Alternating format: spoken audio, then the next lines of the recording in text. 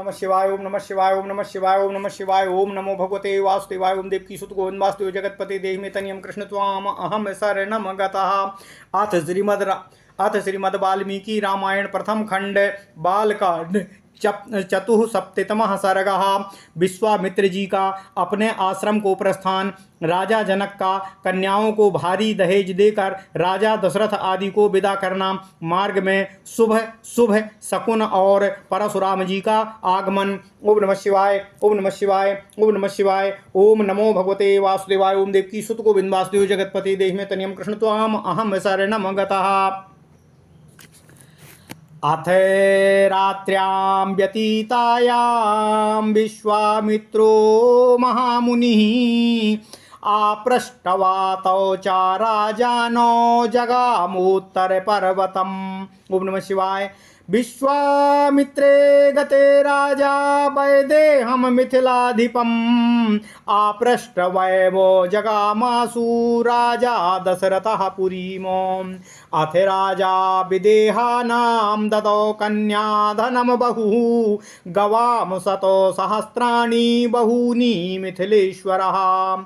कम्बलानां च मुख्यानां क्षौमान् कौटुम्ब्यराणि च हस्त्यास्वरात् पादातं दिव्यरूपं स्वलङ्कृतं। ददौ कन्याशतं तासां दासी दासमनुत्तमं हिरण्यस्य सुवर्णस्य मुक्तानां विद्रुमस्य च। ददौ राजा सुसंहृष्टं कन्याधनमुत्तमं दत्त्वा बहुविधं राजा समानुज्ञाप्य पार्थिवं। प्रविवेश स्वनिलयं मिथिलां मिथिलेश्वरः राज्याप्यायोध्यापतिः सह पुत्रैर्महात्मभिः। ऋषीन् सर्वान् पुरस्कृत्य जगामो सबलानुगः। गच्छन्तं तु नरव्याघ्रं सरसीसङ्गं सराघवं। घोरास्तु पक्षिणो वाचो व्याहरन्ति समन्ततः भौमाश्चैव मृगाः सर्वे गच्छन्ति स्म प्रदक्षिणम्। ओम नमः शिवाय ओम नमः शिवाय ओम नमः शिवाय। तान् दृष्ट्वा राजशार्दूलो वसिष्ठं पर्यपृच्छत। आसौम्यः पक्षिणो घोरा मृगाश्चापि प्रदक्षिणां। किमिदं हृदयोत्कम्पी मनो मम विभीषति। किमिदं हृदयोत्कम्पी मनो मम विसीदति। राज्ञो दशरथस्य तच्छ्रुत्वा वाक्यं महान् ऋषिः। उवाचो मधुरां वाणीं श्रूयतामस्य यत् फलम् उपस्थितं भयं घोरं दिव्यमपक्षिमुखाच्युतं।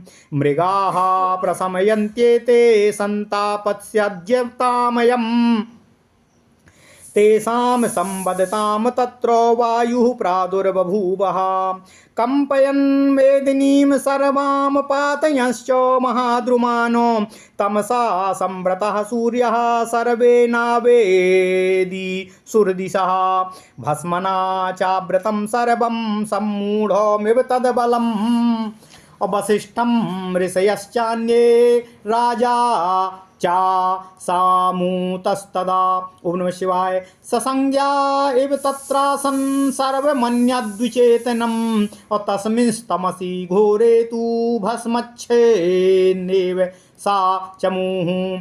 ददर्शो भीमसङ्कासं जटामण्डलधारिणं भार्गवं जामदग्नेयं राजा राजविमर्दनं। कैलासमिव दुर्धर्षं कालाग्निमिव दुस्सहम्। अज्वलन्तमिव तेजोर्भिर्दुर्निरीक्षं पृथग्जनैः। स्कन्धे चासज्य परशुम् धनुर्विद्युग्नाणोपमम्। स्कन्धे चासज्य परशुं धनुर्विद्युग्गणोपमं। प्रागृह्य शरमुग्रं च त्रिपुरघ्नं यथा शिवम्। ओम नमः शिवाय ओम नमः शिवाय ओम नमः शिवाय।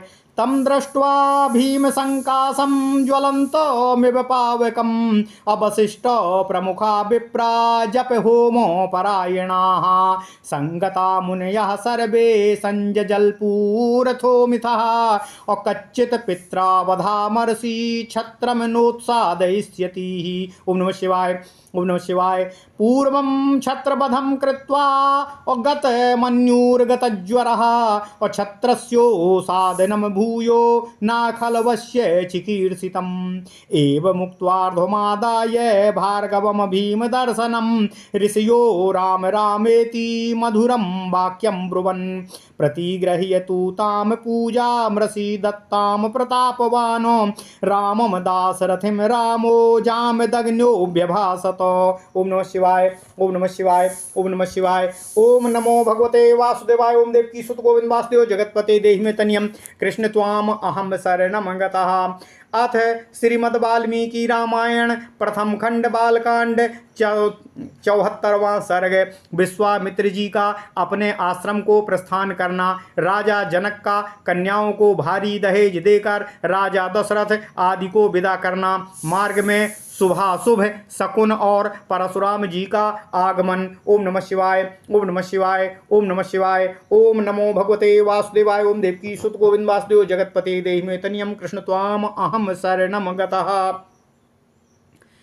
जनक जी द्वारा अपनी कन्याओं का पाणी ग्रहण, संस्कार और विवाह कार्य संपूर्ण करने के बाद जब रात बीती और सुबह हुई तब महामुनि विश्वामित्र जी राजा जनक और महाराज दशरथ दोनों राजाओं से पूछकर उनकी स्वीकृति ले उत्तर पर्वत पर हिमालय की शाखाभूत पर्वत पर जहाँ की कौशिकी के तट पर उनका आश्रम था वहाँ के लिए प्रस्थान कर गए। विश्वामित्र जी के चले जाने पर महाराज दशरथ भी विदेहराज मिथिला नरेश से अनुमति लेकर शीघ्र ही अपनी पुरी अयोध्या को जाने के लिए तैयार हुए। उस समय विदेहराज जनक जी ने अपनी कन्याओं के निमित्त दहेज में बहुत अधिक धन दिया। उन मिथिला नरेश जनक ने कई लाख गौवें और उतनी ही अच्छी अच्छी कालीनें तथा करोड़ों की संख्या में रेशमी और सूती वस्त्र दिए। भांति भांति के गहनों से सजे हुए बहुत से दिव्य हाथी, घोड़े, रथ और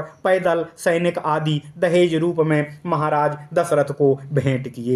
अपनी पुत्रियों के लिए उनकी सखी सहेली के रूप में उन्होंने 100 कन्याएं तथा उत्तम उत्तम दास और दासियां भी दहेज के रूप में राजा दशरथ जी को अर्पित की। इन सब के अतिरिक्त राजा जनक ने उन सब के लिए 1-1 करोड़ स्वर्ण मुद्रा, रजत मुद्रा, मूंगे तथा रत्न आदि भी भेंट किए। इस प्रकार मिथिलापति राजा जनक के बड़े हर्ष के साथ उत्तम उत्तम कन्याधन अर्थात दहेज दिया। नाना प्रकार की वस्तुएं दहेज में अपनी पुत्री को देकर महाराज दशरथ की आज्ञा ले वे पुनः मिथिला नगर की ओर प्रस्थान कर गए और अपने महल में लौट आए।